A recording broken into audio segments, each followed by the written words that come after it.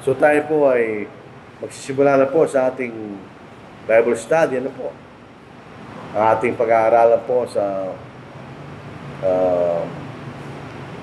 hapong ito. Hapon. Bali, nauna ng konti umaga sa ating Bible study na po. Dahil natapos na po namin ito ata, o hindi pa. Nasa gitna kami kaninang umaga.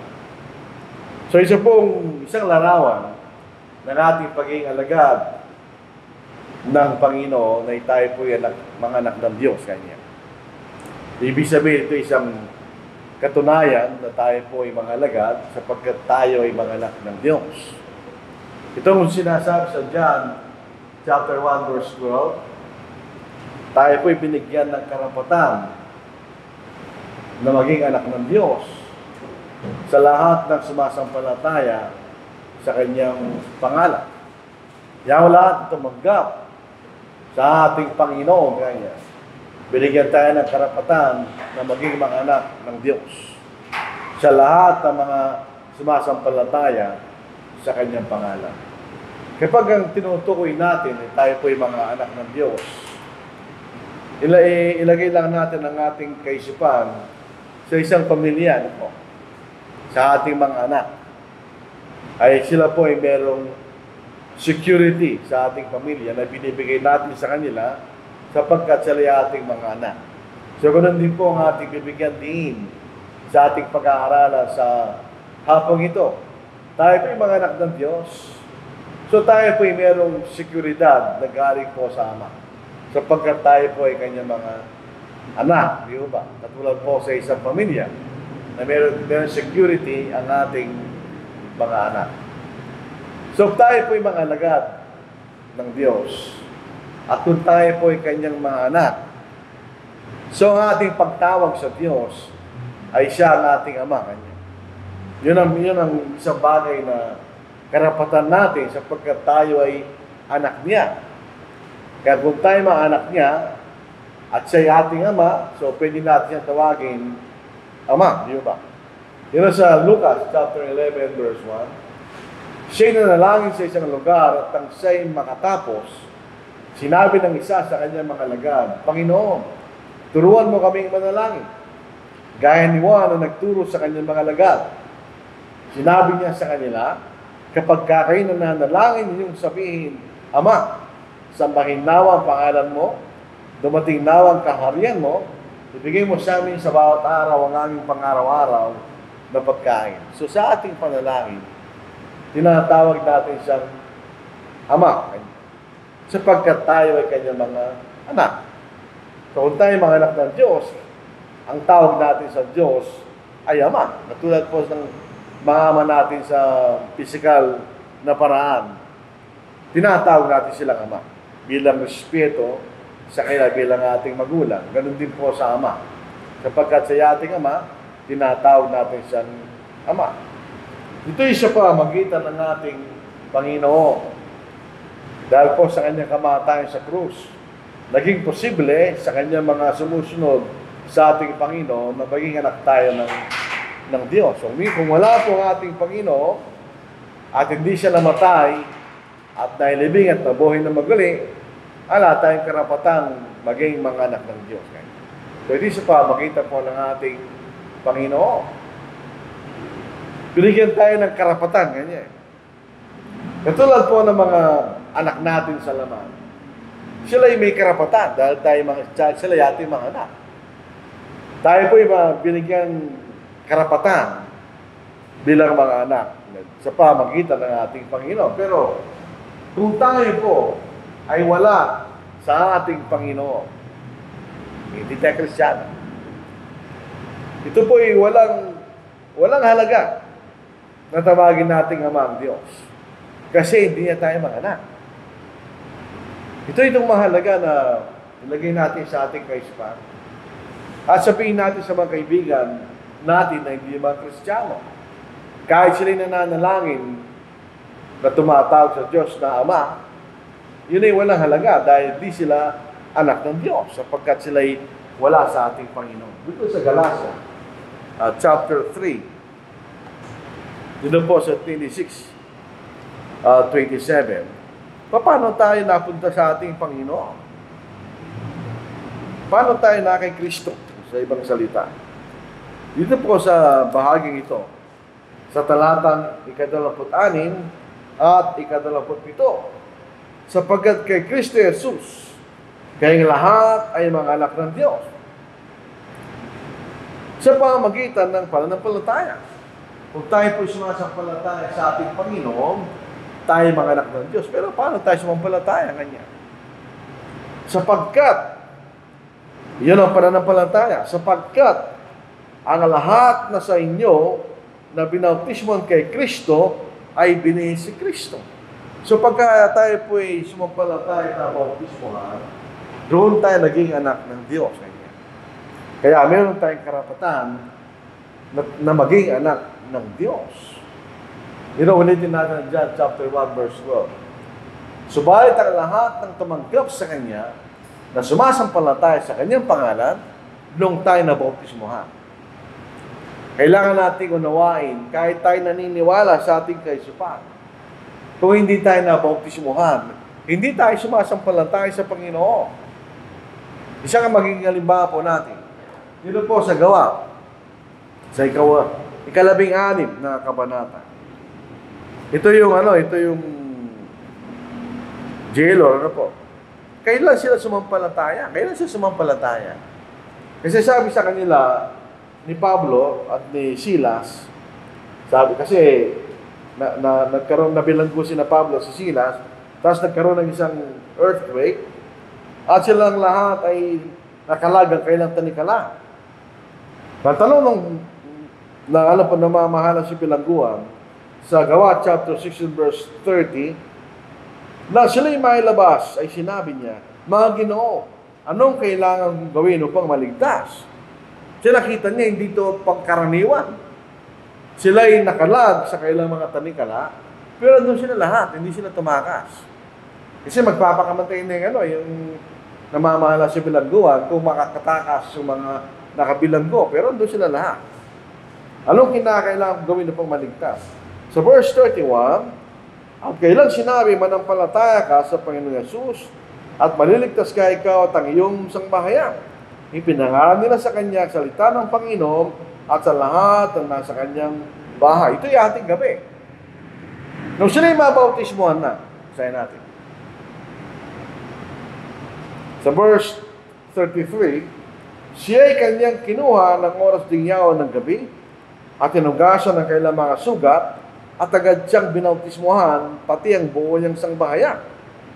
Sila'y Kanyang pinapanhik sa Kanyang bahay at hinahinan sila ng pagkain.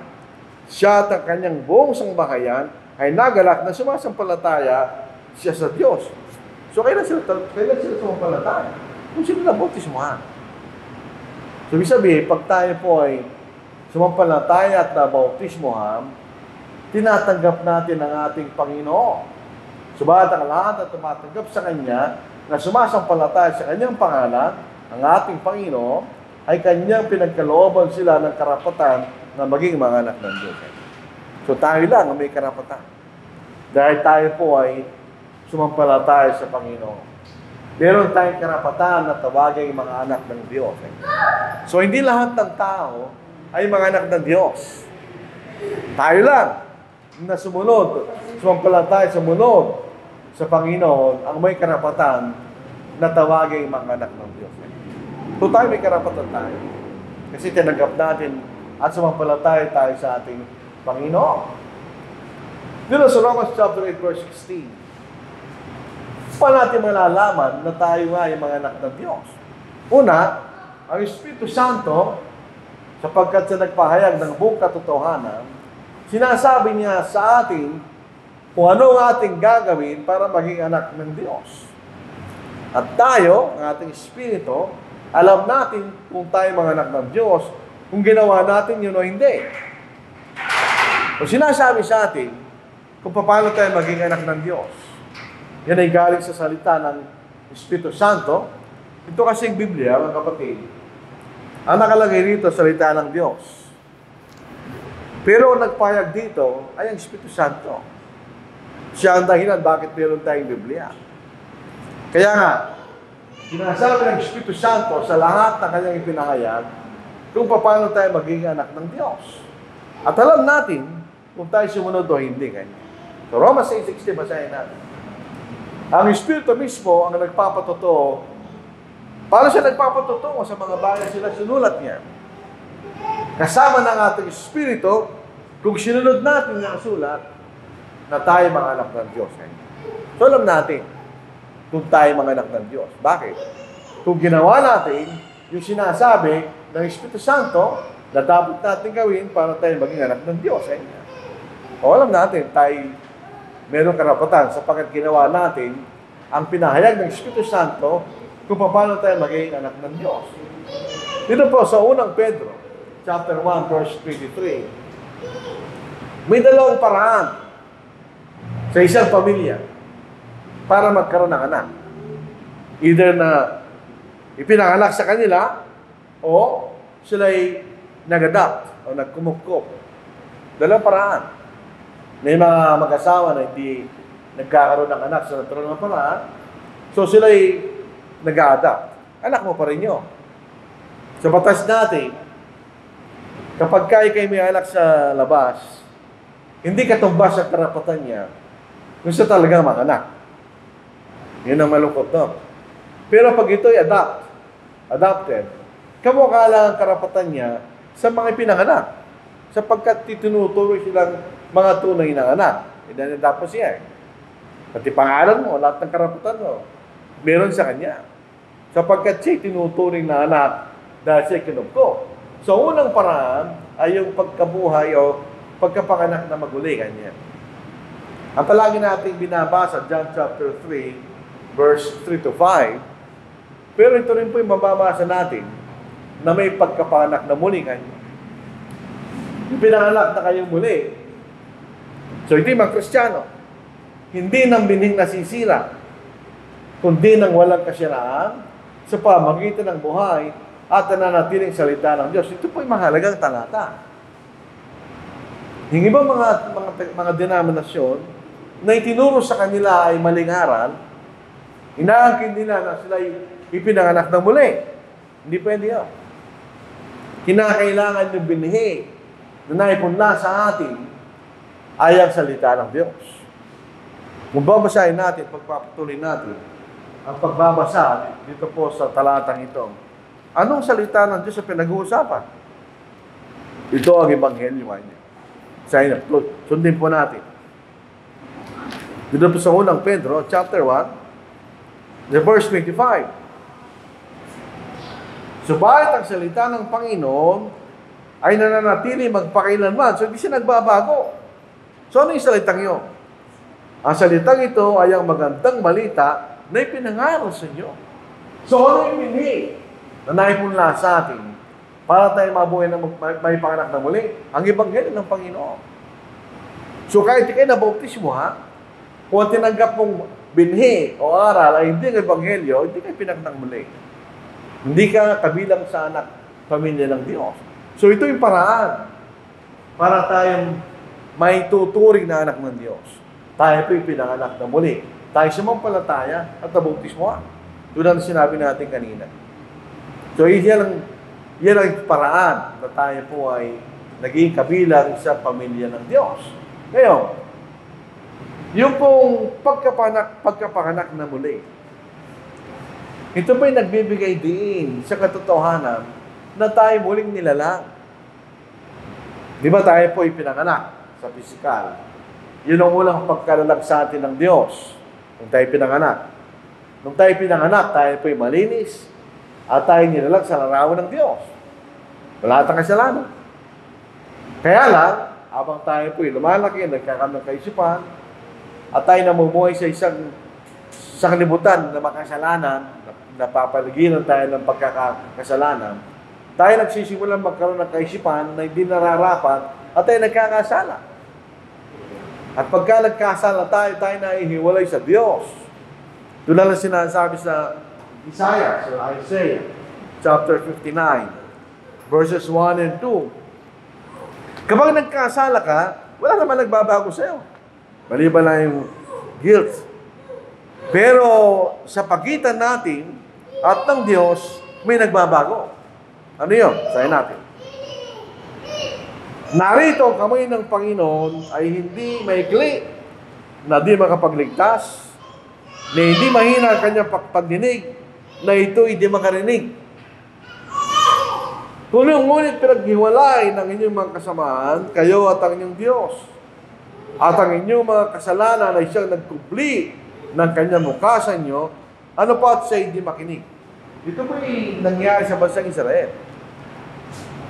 Nung sila nagkasala, sila nahiwalay sa Diyos. At sila ay naging alipin sa lupay ng Babylon. Totoo pa rin sa atin ngayon, pag nagkasala tayo ay nahihiwalay sa Diyos. Pero pag tayo pinanganak na muli, tayo muling nilalalang. Basahin natin sa Efeso, chapter 2, verse 10. Sapagkat tayo kanyang pinakamahusay na gawa. So, yung una, nilalang tayo ng Diyos. Tayo pinanganak. Yun ay mahusay na gawa dahil wala tayong kasalanan. Malinis. Nadungi siya ng kasalanan. So, anong ginawa ng Diyos? Sa pamagitan ng ating Panginoon, tayo po'y naipanganak na muli. Pagka nakakita tayo ng bagong panganak, anong nakikita natin? Matanda o bata? Nakikita na kayo ng pinanganak na matanda na? Kulubot na yung mukha, gano'n? Hindi bata, bago. Wala tayo nakikita ang luma na pinapanganak. Bago. Malinis. Mahuhusay na gawa ng Diyos. Kaya lang, sinisira ng kasalanan. Ngayon, pag tayo po ay sumunod sa Ebanghelyo, tayo na ipanganak na muli. In other words, tayo nagiging bagong tao sa paningin ng Diyos. Hindi na tayo dating makasalanan na marumi at nadungi siya ng kasalanan, kundi inalis na yun. So, kumbaga sa computer, dinilit niya ang ating mga pagkakasala, ay tayo nagiging muling malinis sa kanyang harapan. Kaya sabi sa Efeso, chapter 2, verse 10, sapagkat tayo kanyang pinakamahusay na gawa. Tingnan niyo salita niya, tayo yung kanyang pinakamahusay na gawa na nilalang kay Kristo Jesus para sa mabubuting gawa na nihanda ng Diyos na una pa upang siya nating lakaran. Ano sabi rito? Na nilalang kay Kristo Jesus para sa mabubuting gawa. Nung tayo na ipanganak na muli, hindi katawan. Hindi man nagbabago yung katawan natin. Ang naipanganak na muli, yung ating panloob ng pagkatao. Nililis ng Panginoon yun. Tinanggal niya yung pagkakasala natin. Kaya naipanganak tayong muli. So, yun yung isang paraan. Pero meron din tayo makikita na sinasabi sa atin na tayo kinupkup ng Diyos. Hindi naman naglalaban yung dalawa. Meron lang binibigyan diin.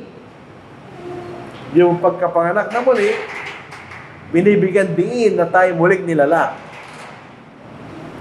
Ang pagkakupkup ay meron din binibigay na diin para maunawaan natin ang kahalagaan kung bakit tayo kinupkup. Kanya.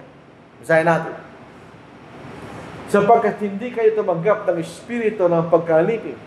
Ito salitang Espiritu, dito Espiritu Santo. Ang ibig sabihin niya, kalagayan.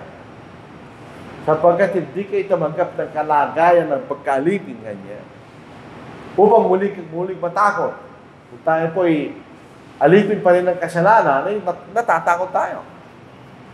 Kundi tumanggap kayo ng Espiritu o kalagayan ng pagkakupkup.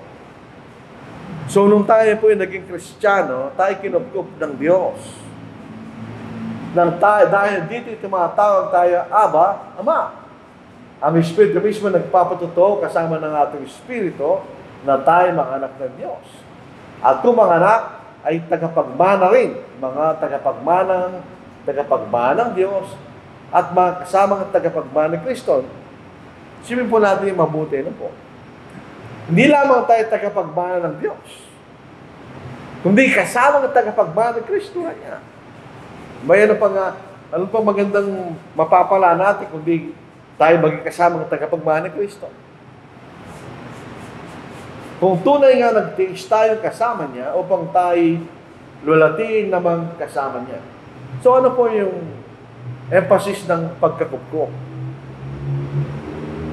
Bakit yung mga ibang pamilya, pag sila'y nag-adapt, saan galing yung mga anak? Kumisa galing sa orphanage, di ba? O kaya iniwan yung sanggol. Pagka gano'n ang kalagayan ng isang anak, siya'y kalunos-lunos. Siya'y nasa kalagayan na nakakaawa. Kung siya'y kayo nasa orphanage, kahit kayo naalagaan, kawawa ka pa rin. Nawala ka magulang. Kung kayo iniwan naman sa tabi, kung kayo sa kawawa ka rin. Dahil iniwan ka na magulang mo. Pag kinupkup po yung batang yun, anong ginagawa mo? Ang ginagawa mo, inililigtas mo siya mula sa isang kalunos-lunos sa kalagayan sa isang mas magandang kalagayan bilang anak. Di ba?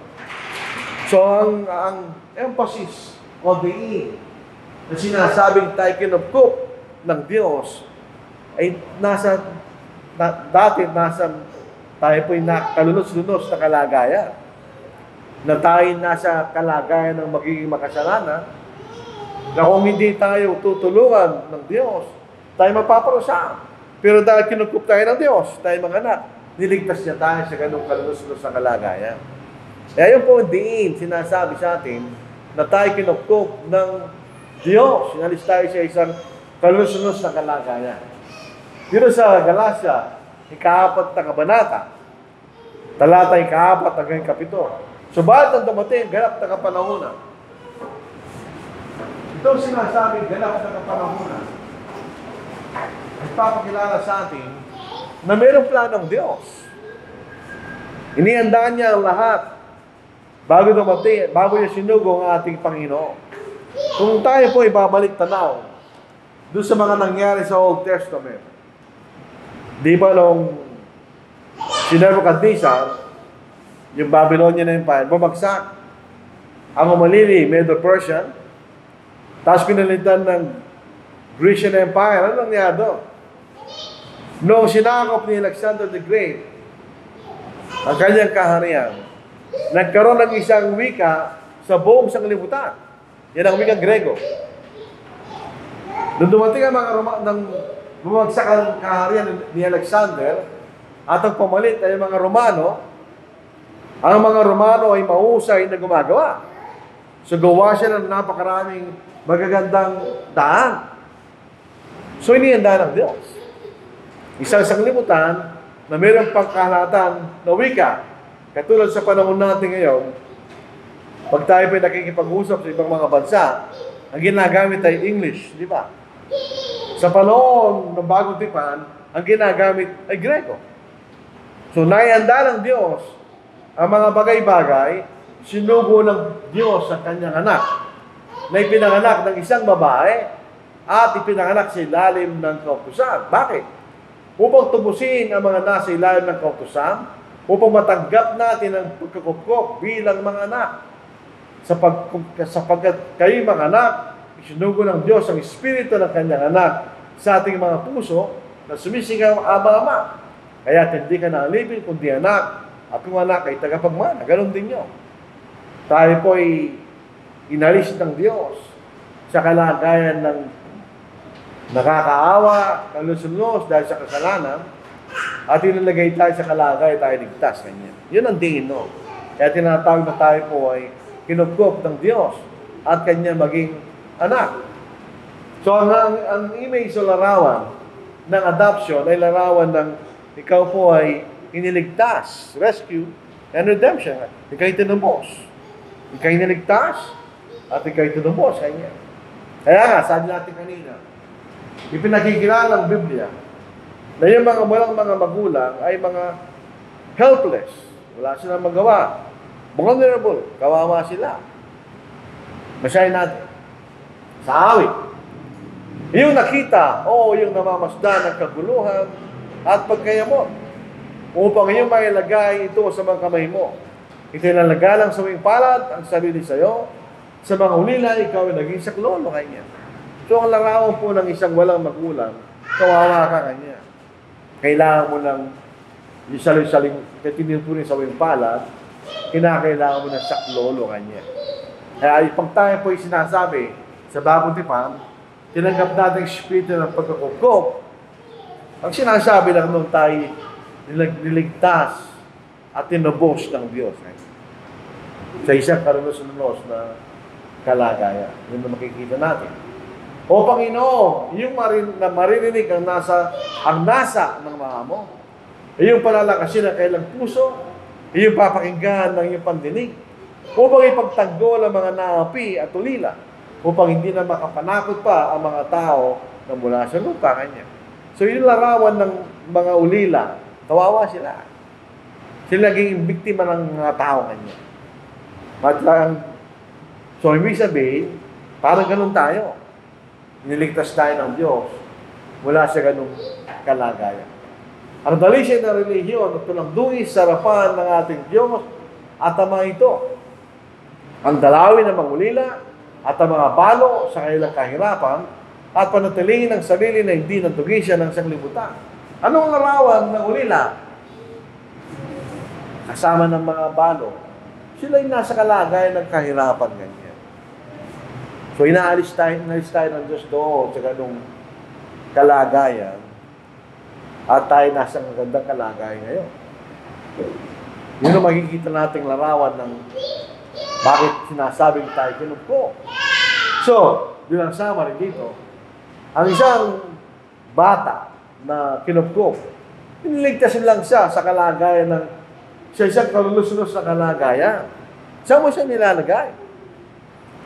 Nilalagay mo siya sa isang lugar sa pamilya na katumbas ng iyong mga anak kanya. Sa lahat ng mga biyaya, karapatan, at responsibilidad na kasama no. Tandaan natin, sa isang pamilya, o meron tayong biyaya at karapatan bilang mga anak, may responsibilidad ka rin. Kaya kapag tayo maliit, nagkatrabaho tayo ng ating mga mula, etc. Kung ikay mag-aaral, kailangan mag-aaral ka mabuti. Baka ba't ikay tinutulungan ng magulang, mayroon kang responsibilidad. So, yan nangyayari pag tayo po ay kinubukdok ganyan. Tayo po ay nasa isang pantay na kalagayan sa pamilya ng Diyos mula sa isang kalagayan na kalulus-lunos yung makikita natin. So, pag tayo anak ng Diyos, tayo pinanganak na muli para mailarawan na tayo po ay muling nilalang ng Diyos. Tayo kinupko para maipakita na tayo po niligtas ng Diyos mula sa isang kalulus-lunos sa kalagayan kanya. At inalagay tayo sa kanyang sangbahayan na may mga biyaya at may karapatan, ganoon din po na mayroon tayong responsibilidad. So, ano yung mga biyaya? Ano ang karapatan ng isang anak pagka ipinanganak siya sa isang pamilya? Yung pangalan. Kaya napapasin natin, at least sa bansa natin, pagka ipinanganak ang isang bata sa kanyang mga magulang, kaparehong pangalan. Wala tayong nakikitang maliban may komplikasyon. Wala, di ba? Nag-ibalo, yung nanay mo, at nag-asawa siyang muli, ibang pangalan, pilido ng susunod ng mga anak. Pero kung sa normal na pagkakasitwasyon, pare-paro lang kayo ng pangalan. Doon yun na makikita na ano yung pangalan na ibinigay sa mga anak ng Diyos. Basahin natin. Maganda po sa English ito eh. And when he had found him, he brought him to Antioch. So it was that for a whole year they assembled with the church and taught a great many people, and the disciples were first called Christians in Antioch. Ito pong pangalan Kristiyano, sinasabi ng iba, ito na po yung pangalan ng pagkukutya. Para bang kinukutya ka lang, Kristiyano ka kanya. Hindi. Ito po ay galing sa Diyos. Yung sinitang Paul sa talatang yan, galing po sa krematizo. Ang ibig sabihin, to reveal or speak by divine direction. So itong pangalang ito, galing sa Diyos. Hindi galing sa tao. So kung tayo pinanganak ng Diyos, tinatawag tayong Kristiyano. Minsan tinatanong tayo, ano kakala natin? Church of Christ. Hindi natin pangalan nyo. Pangalan ng Iglesia ng ating Panginoon. Tayo mismo ay Kristiyano. Yun ang pangalan natin, tayo Kristiyano. Kaya kung ibang religion mo, at ibang tawag sa iyo, hindi ka kilala ng Panginoon. Diba sa, umpisahan natin. Dito sa Mateo chapter 7. Itong mga taong ito, bagamat sila po ay nag-aangkin na Panginoon nila ang ating Panginoon. Pero sa katotohanan hindi. Bakit? Basahin natin. Magsimula tayo sa verse 21. Hindi lahat na nagsasabi sa akin, Panginoon, Panginoon, ay papasok sa kaharian ng langit. Kundi ang gumaganap ng kalooban ng aking Ama na nasa langit. So itong mga taong ito, ano sasabihin nila? Sa araw na yun, ay marami nagsasabi sa akin, Panginoon, Panginoon, hindi ba nagpropesya kami sa iyong pangalan? At nagpalayas ng mga demonyo sa iyong pangalan? At sa iyong pangalan, gumawa kami ng maraming gawang mga pagkariyan. So, inaangkin nila yung Panginoon. Pero hindi sila kilala. So, tuloy natin. At kung magkagayon ay ipapahayag ko sa kanila, hindi ko kayo kilala kailanman. So, iba yung pangalan nila. Hindi sila kilala eh. Lumayo kayo sa akin, kayo gumagawa ng kasamaan. So, hindi sila kilala ng Diyos. Pero kung taglay natin ang pangalan ng pamilya, kung tayo Kristiyano, kilala tayo ng Panginoon. Katulad ng kilala natin ang ating mga anak. At kung may papasok sa bahay natin, at sinasabi niya, siya ay anak natin, hindi tayo maniniwala doon dahil hindi natin siya kilala. So meron tayong taglay na pangalan, ang pangalang Kristiyano. At ito ang dahilan, bakit nakikita natin ang pagkakaiba ng mga anak ng Diyos sa mga anak ng Diablo. Dahil meron tayong pangalan. Kasi ang salitang pangalan or name ay nagpapakilala ng pagkakilanlan or identity. Kaya pag tinatanong mo, anong pangalan mo? Pag binigay yung pangalan mo, yun ay nagpapakilala kung sino ka. Eh kung wala tayong pangalan, paano mo makikilala yung tao? Nala po si Brother Richard, wala ko siyang pangalan. Ano siya sabihin mo? Pero makahirap yun, di ba? Kaya meron tayong pangalan. Sa 1 John chapter 3 verse 10, yung mga denominasyon, sabi nila, hindi na mahalaga yung pangalan. Hindi sila nagsasabi ng totoo. In the first place, sila may pangalan. Yung mismong tao nagsasabi, may pangalan siya. Pero makilala mo sino siya. Sa ganito nahahayag ang mga anak ng Diyos at ang mga anak ng Diablo. So, sino yung mga anak ng Diyos? Hindi naman Kristiyano. Sino yung mga anak ng Diablo? Hindi natin ang pangalan nila, pero anak sila ng Diablo. At sino naman hindi gumagawa ng katwiran, ay hindi sa Diyos, pati ang hindi umiibig sa kanyang kapatid. Ganyan. So, yung pangalan na yon, bagong pangalan, yun ang nagbibigay sa atin ng identity. Sa siyang libutan kung sino tayo kanya. Tayo mga Kristiyano. Wala tayong ibang pangalan, kundi pangalang Kristiyano. Ano ang karakteristik ng mga Kristiyano?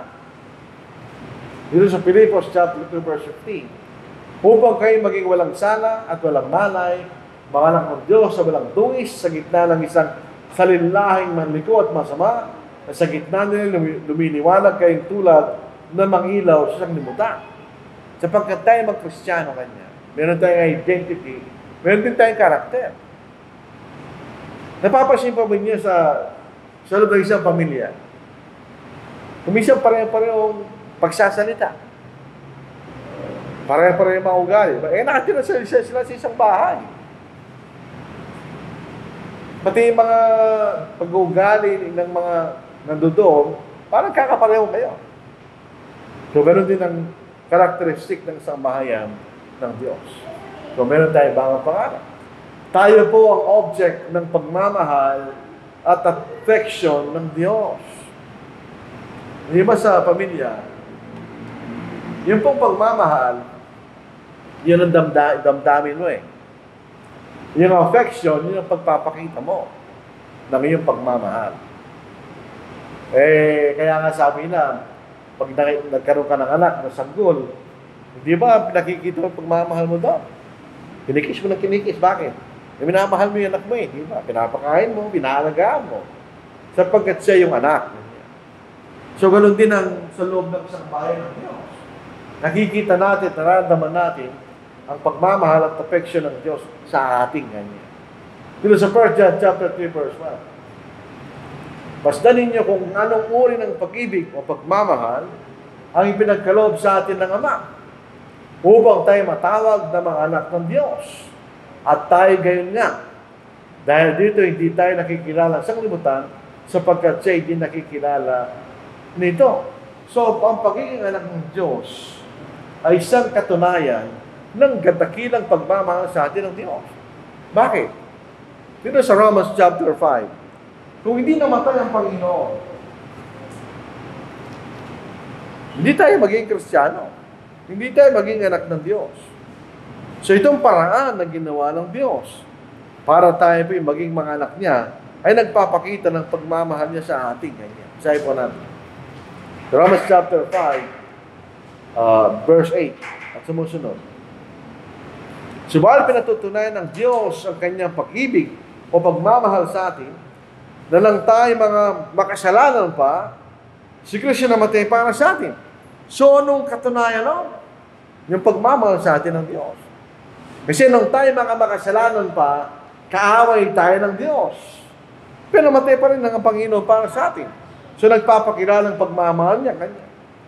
Lalo pa nga, ngayong itinuturing tayong ganap sa pamagitan ng kanyang dugo, ay maliligtas tayo sa galit ng Diyos sa pamagitan niya. Sapagkat kung noong tayo mga kaaway, ay pinakipagkasundo tayo ng Diyos sa pamagitan ng kamatayan ng kanyang anak, lalo ngayong ipinagkasundo na, ay maliligtas tayo sa pamagitan ng kanyang buhay. Ang point ng mga talatang binasa natin. Kung nung tayo mga kaaway ng Diyos, ipinakita niya pagmamahal niya sa atin sa pamagitan ng pagsugo sa kanyang anak at namatay siya, lalo na ngayon kanya, na tayo mga anak na ano pa ang higit na magpagmamahal ang hindi natin makikita sa ngayon tayo mga anak na ng Diyos kanya. So tayo mga anak ng Diyos, nagpapakita ng pagmamahal niya sa atin. Sapagkat ang kaisipan ng laman ay kamatayan. Subalit ang kaisipan ng Espiritu ay buhay at kapayapaan. Sapagkat ang kaisipan ng laman ay pagkapuot laban sa Diyos. Sapagkat hindi ito napapasakop sa kautusan ng Diyos ni hindi nga maaari. At ang mga nasa laman ay hindi makapagbibigay loob sa Diyos. Yung sinabi natin kanina, binasa natin. Ang pagmamahal ng Diyos, ipinakita niya na sinubo niya ang kanyang anak na mamatay para sa atin nung tayo mga makasalanan. Pasinin natin dito, ang kaisipan ng naman. Pagka ang ating puso ay nakatuon sa mga bagay ayon sa masamang pita ng laman, ito'y magdudulot ng kamatayan. Tayo mahiwalay sa Diyos kanya. Sa pagpuso balik, kung sinusunod natin ang kaisipan ng Espiritu o yung mga bagay na ipinahayag ng Diyos sa pamagitan ng Espiritu, ay magkakaroon tayo ng buhay at kapayapaan. In other words, tayo po'y pinagkasundo na sa Diyos. Hindi siya galit sa atin. Para mga bansa na nag-aaway, pag nagkasundo na sila, natapos sila na digmaan, gano'n silang kapayapaan. So, di na natin kaaway ang Diyos. Kundi kaibigan na natin siya. So, makikita natin, lalong pakinabang darating sa atin, sapagkat tayo po'y mga anak na ng Diyos. Nasa atin ang atensyon at interes ng Diyos. Minsan naisip natin, kung talagang minamahal tayo ng Diyos, bakit maswerte pa isang liputan natin? Kung pinag-uusapan na yung kalagay sa buhay, etc., etc. Pero hindi naman yung mahalaga sa Diyos.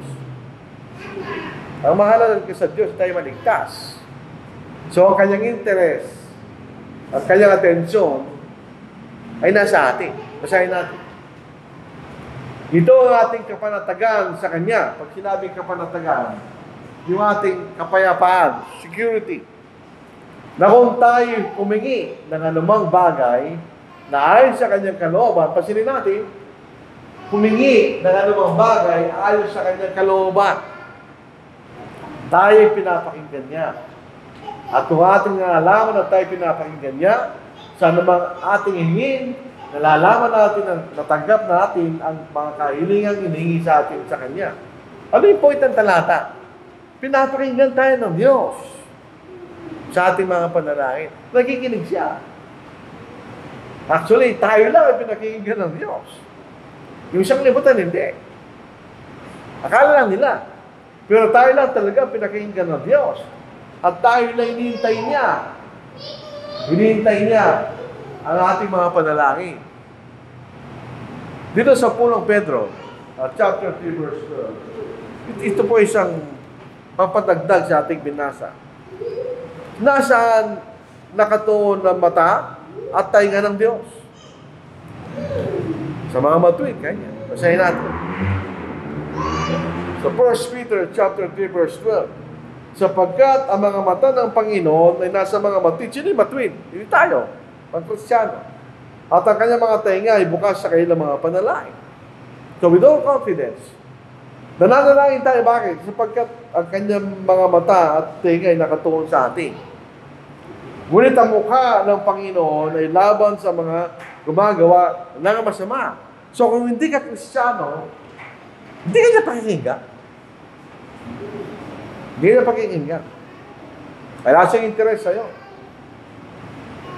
Dito sa Apocalypse, chapter 5, verse 8, ito po, ginagamit ng mga naniniwala na pwede tayo gumamit ng panagtog, pero hindi naintindihan. Ang Apocalypse ay hindi po literal. Ito yung puno ng simboliko at talinahaga. Basahin natin. Pagkakuha niya sa aklat, ang 4 nilalang na buhay at ang 24 na matatanda ay nagpatira pa sa harapan ng kordero ng bawat isa ay may alpa. Sabi nila, may alpa, may panugtog kanila. At mga bangkok na ginto na puno ng insenso.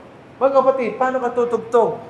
Kung ang isang kamay mo may alpa at ang kanang kamay mo may mangkok, paano ka tutugtog? Kung literal yun, hindi ka pwede tumugtog. Hindi ito literal. Pagka, kung nakarinig na kayo ng harp o alpa, napakagandang tinig doon. Ako nakarinig na ako ng tumutugtog ng harp sa SM City sa Clark. Napahinto ako, nakinig talaga ako, gandang pakinggan eh. Mas magandang tunog niya kaysa sa piano. Malambot. Para talagang ma-attract ka doon sa tunog na yun. So, ano sinasabi dito ng talata? Ano ba yung halpa at saka ano ba yung mangkok na punong-puno ng insenso? Sa Old Testament, nagsusunog sila ng incense na ginaya ng Katoliko.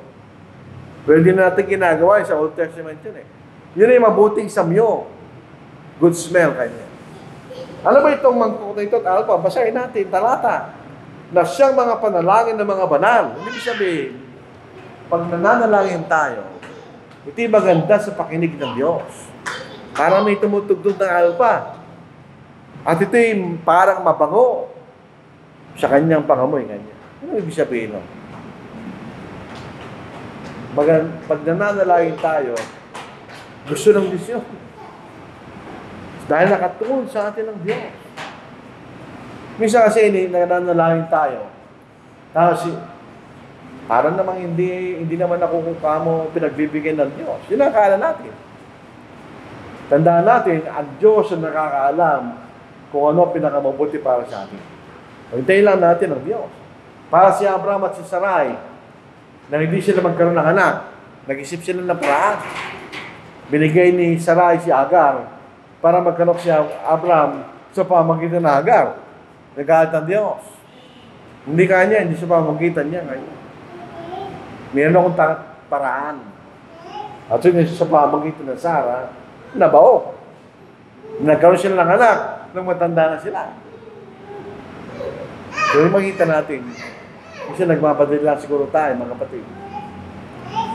Yung binasa natin kanina. Sapagkat ang mga mata ng Panginoon ay nasa mga matuwid. At ang kanyang mga tainga ay bukas sa kanilang mga panalangin. Isipin niyo, ang mga mata ng Panginoon ay nasa matuwid. O, nakatingin siya sa atin.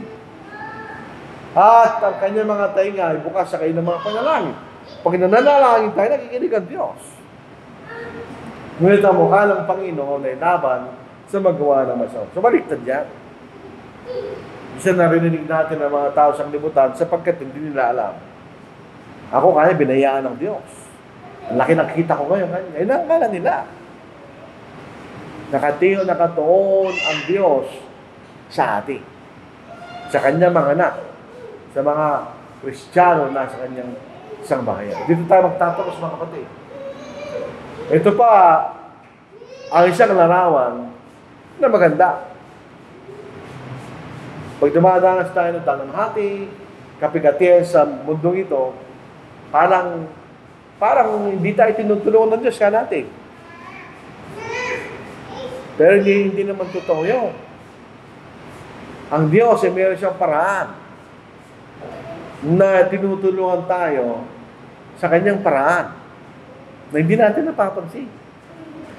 Parang yung kasaysayan ng isang tao, ito'y kwento lang, na nasa bubuhan ng bahay niya dahil malaking baha sa paligid.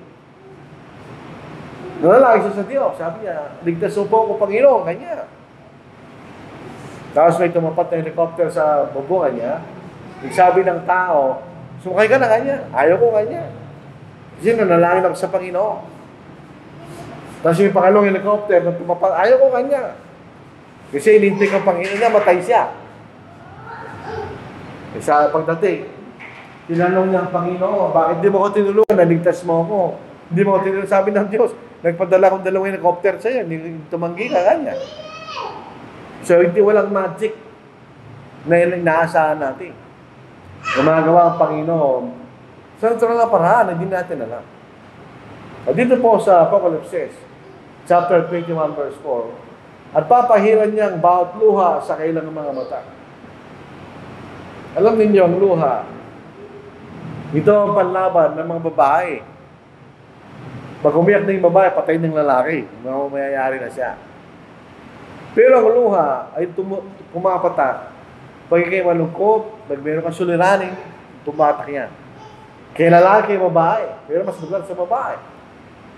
So, na ibig sabihin na papahiran niyang bawat luha sa kailang mga mata. So, wala ka na mararamdaman na bigat, o suliranin, o problema kanya. At hindi na magkakaroon ng kamatayan. So, ito'y sa langit.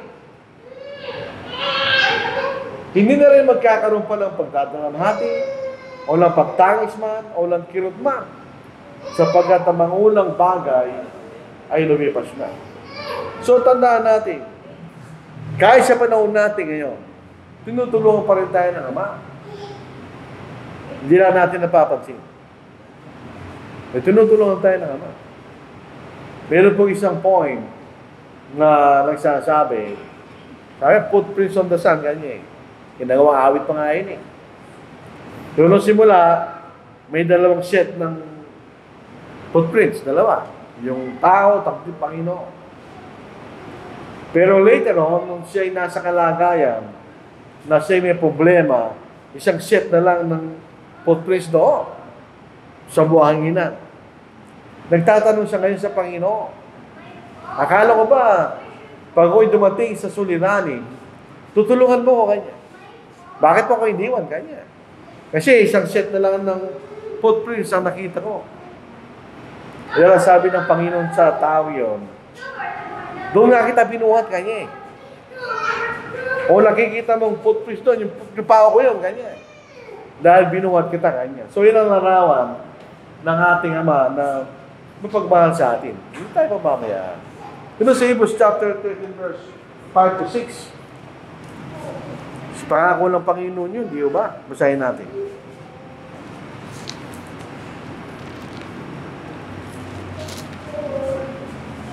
Umiyos kayo sa pag-ibig sa salapi. Hindi salapi, iwasan mo yung pag-ibig. At kayo masiyahan na kung anong mayroon kayo. In other words, kung anong biyahe mayroon tayo ngayon, mas salamat tayo. Maaaring dating ang panahon na marangardagan pa yun. Pero kung anong nasa atin yung pasalamat tayo ngayon, hindi mo na tayo magreklamo. Sapagkat sinasabi niya, sa namang paraan, ay hindi kita iiwan o pababayaan ma. Kaya panatag natin masasabi, ang Panginoon ang aking katulong, hindi ko matatakot, ano magagawa sa akin ng tao. So ito yung larawan ng sa mapagmahal na Ama sa atin. So ito po ang ating pag-aaral po sa hapon ito. Pagpapatuloy po natin sa susunod ng linggo, maliban lang kung mayroon kayong tanong. Pero palagay ko wala kasi simple lang naman po ang ating pinag-aaralan. Hindi mo po mahirap na ating maunawaan.